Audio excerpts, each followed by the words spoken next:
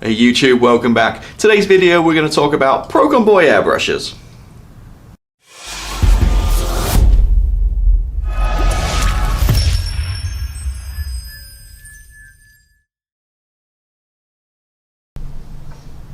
Hey guys, welcome back. Today we're going to talk about my airbrushes and the Procon Boy range I use from Mr. Hobby.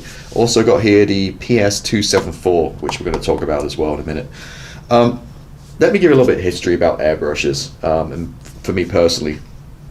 When I got back into the hobby about 5 years ago or so, I started with a HPCS, which is actually a really good airbrush. I was kind of a little bit new to airbrushing and stuff, and I got a lot of like sticky triggers, which is a simple fix to do, but at the time it was kind of frustrated me.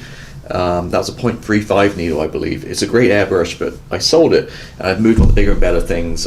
What I thought I did. So at the time, on all forums, everybody was raving about Harder and Steenbeck Infinity. It was like the Cadillac of the airbrush. So I thought, you know what?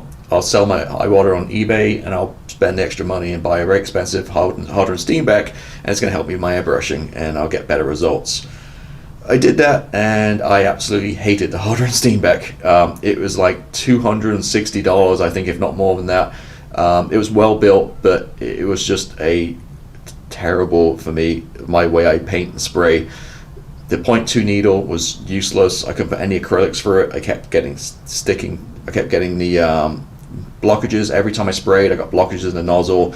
It had to be really finicky with the paint mixes. Now, my kind of disclaimer here is airbrushes are kind of like cars. Everybody has favorites. Everybody loves stuff. Everybody hates stuff. I mean, there's people out there who love the Harder and Steenbeck. I mean, go for it. But for me personally, it just wasn't a good fit. I just didn't like it at all.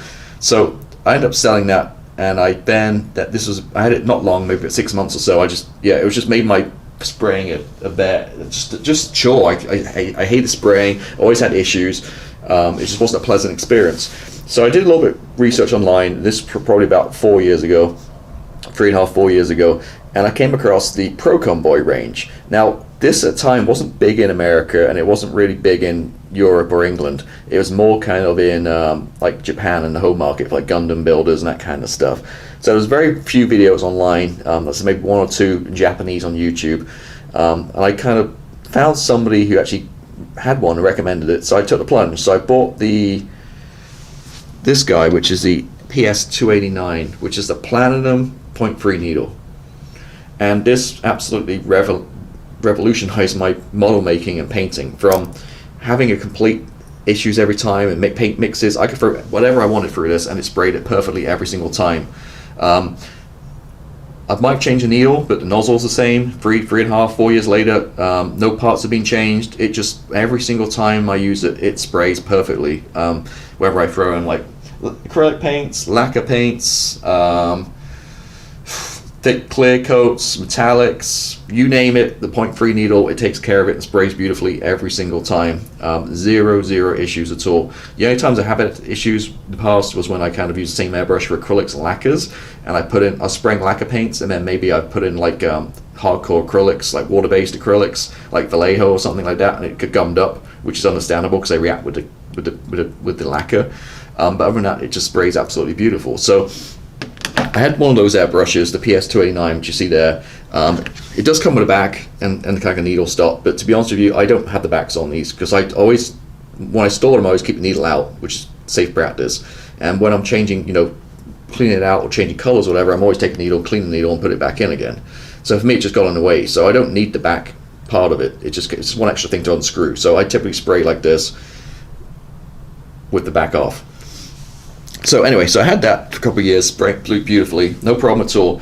And then a sale came up, and I managed to find this guy, like Holy Grail, is the PS770 custom Micron. This is a .18 needle.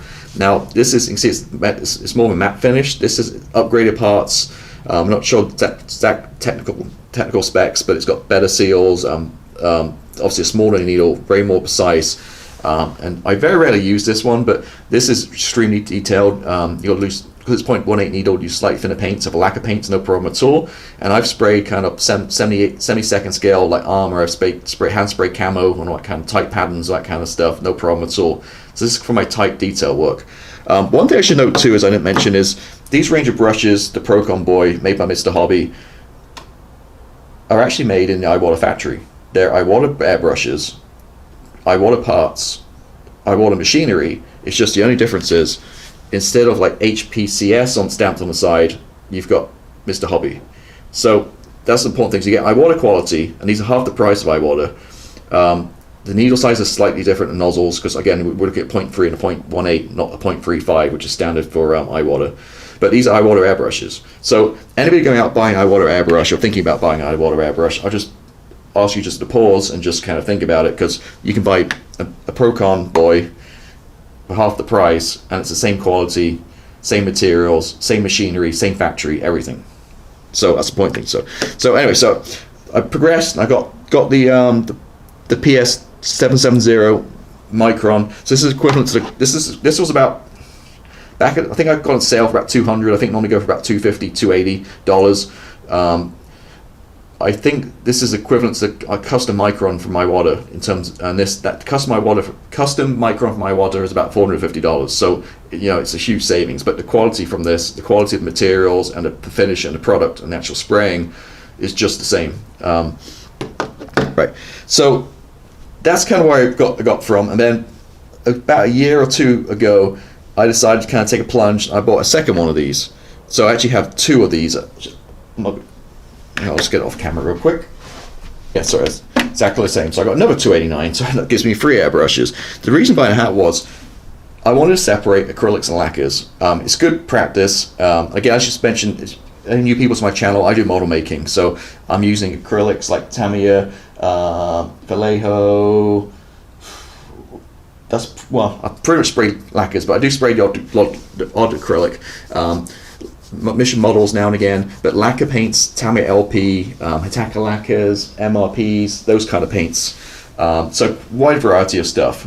So I just want a separate brush, one for acrylics and one for lacquers. It just makes things a little bit easier. Like I mentioned earlier, if you do mix the two, it can gum it up and be a little bit pain in cleaning. So it's good housekeeping just to have, as I progress in modeling and keep keen to get another one. So what I did was on my label maker, just made a simple little label, A for acrylic, L for lacquer. This one's come off. So I just could distinguish which one's which. And again, don't have the back on it. And my thought too was, exactly the same airbrush, so the parts are interchangeable, so if I need a nozzle or a needle or whatever, I can switch between the two. The seals are all same, all that kind of stuff. So I bought a second one, which really kind of helped with my spraying. So like acrylic and lacquer makes it easy, no crazy kind of like problems with mixing the acrylic with the lacquer and that kind of stuff. So that's my third airbrush. So I didn't go off the bat and just buy all these right away. As you said, this is a process over 5 years. So I got that, and then I got to a stage where I used using metallics pretty much from a lacquer airbrush, but metallics leave a lot of pigment and metallic flakes and stuff, which I gave a good clean out, never had an issue. But I thought, what, let's get another airbrush for metallics. So again, this might sound greedy or kind of elitist or whatever, but this is a hobby I'm really involved in, and I've done this over a period of time. Again, it's over years. I pick up these extra airbrushes. These are good quality. Again, this one I've had for 4 years or so, and it's no problem at all. So moving forward, I looked around and I decided to get the 274. So the 274 is a dual action airbrush, just like the Platinum, but the only difference is I think some up front here there's one less thing to move for cleaning. It's a little bit simplified. Material might be slightly different, and it doesn't have the MAC valve here, which I never ever use the MAC valve. To be honest, the MAC valve's kind of annoying. I think it's just one extra thing that fails, could fail, should I say. I'm not a big fan of it. I'd rather just do it on the compressor and rather than up on the airbrush right here. It doesn't, for me, I take it or leave it. So I didn't really need that. So this one's actually $20 less. I'm not taking out the box yet. It's brand new. Just received it. So it's $20 less than this one. Also, I should mention is, this is not a product endorsement. I'm not paid by anybody or asked to do any kind of review. But all my Procon Boy airbrushes I get from spraygunner.com here in the US. They're based in Florida. Now, I want to give them a shout out because they do really great service and really good pricing. The pricing's better than eBay, better anywhere you can find, better than Japan. The prices are really good on these brushes. They have a good assortment, and their service is excellent. You order it, and I get free shipping. I get it in the door 2 days later. Really good service. And I've ordered all of these from Spray Gunner, and I continue to do so. One little tip too is they have that recoverable cart kind of thing on the website. So if you add something and then create an account with an email address, well, you get that annoying kind of alert like every 24 hours. They'll say, hey, you got something in the cart, you know, maybe you want to check out. But if you just bear with it like 2 or 3 days, it'll get to a stage where you'll get a coupon code for 7% off. So if you just have it sit in your cart, wait 2 or 3 days, then I think you get like an automated email saying, hey, just to entice you to buy it, here's a set code to get another 7% off, plus the free shipping and everything too. So it's actually a really good deal. They have all the parts for them. They have all the airbrushes. They have hardened Steambex, Barmax, all different paints, all kinds of stuff. So again, spraygunner.com. Again, they're not endorsing me or they're any discounts or anything. I just want to they give great service. I just want to kind of share that with people.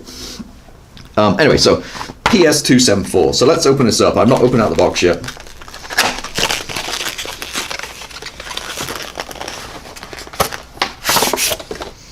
And here's what you get. You get, it's all Japanese, so that's pretty relevant for me. I don't speak Japanese, but you get nice and clean, beautiful airbrush. You get a decent sized color cup, same size as the other one. Oh, it's really, I can't even get the lid off, it's really stiff. There it is. Get a lid. So this adapter right here you get is for this guy if you want to put like the compressed canisters on. I use an air compressor with a hose, so I'm just going to unscrew this, put it back in the box. I don't need this. And I just use this typical kind of attachments. And that'll just, that's a quick disconnect, will go straight on my hose, so I can quickly change between the two. This is turned right up so the needle won't move back. Let me kind of adjust it. I'm just kind of trying this out compared to the other one. It feels pretty similar. Obviously it's heavier because it has the back on it. Trigger exactly the same, no difference at all, feels exactly the same.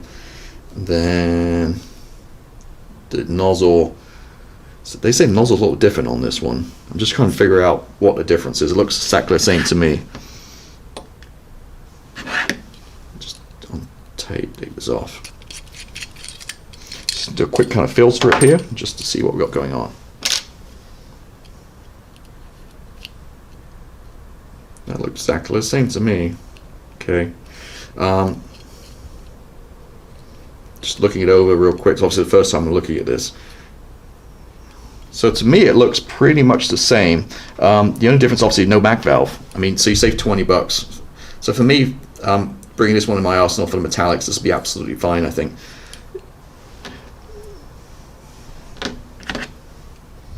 Yeah, exactly the same airbrush without the Mac valve. Cool. You also get this guy. That's part of the hosing. If you add the canisters, this I'm not sure. I guess maybe for mixing paints or something. Just a random kind of guns empty jar. But that is it. That's the 274. Really nice airbrush. I've seen a lot of people online use this one too now. I'm all for making things simple and less parts. So about the Mac valve, I think it will work fine. So yeah, this is a 274.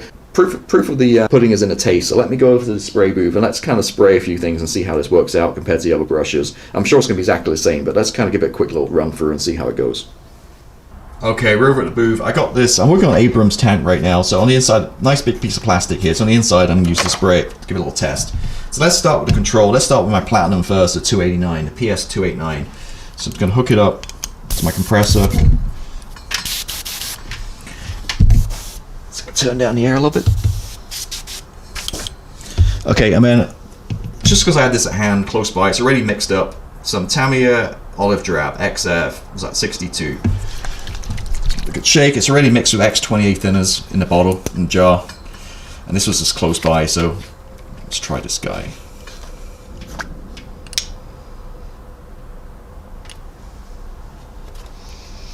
Okay. So now I'm just going to spray a little bit.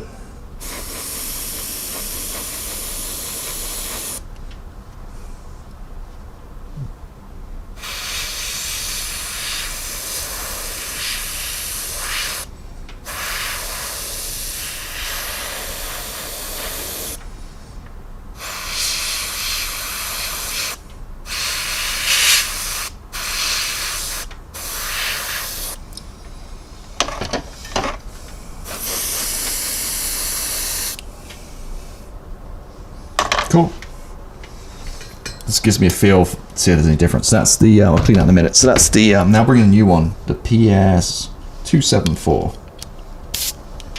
It's the first time using this guy. Same olive drab. Let's drop. Let's try this now.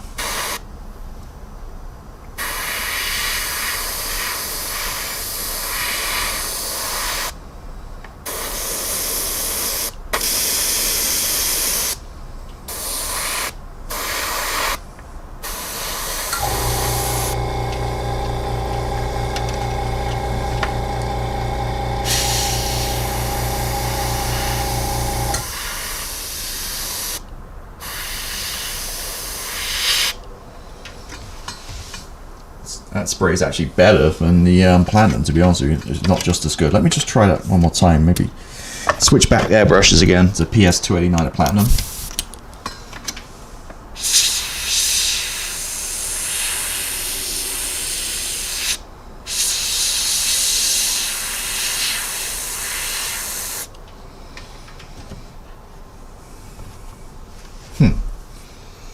So there you go. See, that's the new one, and that's the Platinum. It sprays are exactly the same, actually a little bit nicer. Just, you know what, this is a brand new brush, a brand new tight nozzle, needle. This is probably a little bit older, so that's probably why it's not quite as tight. But I mean, I'm getting tight lines with this. No problem at all. It sprays and handles just like the Platinum. So there you go. So quick little test. Beautiful airbrushes, both of them. But I'm kind of happy I saved a little money and went with this guy, the PS-274. It's not the Platinum version, but it sprays beautifully, just same as Platinum. And again, and you can't go wrong. Any of these Procon airbrushes, as long as you get the dual action, fantastic brushes, and I highly recommend them. So again, the Platinum, which I sprayed first, is a 289. This is a 274, and I just like the 0.3 needle. You're only talking about 1/10 of a millimeter, which is nothing. But I just think it's much more forgiving, especially for people starting out, beginners, paint mix. You have to be so tight with your paint mixes. If you're spraying lacquers all the time, you probably get away with 0.2, but again, just for an all-round airbrush, I can't beat the 0.3 needle. So that's it, just a quick video introductory, kind of show you about my Procon airbrushes. If you have any questions, as always, please put them below. Until next time, have a good one. See ya, goodbye.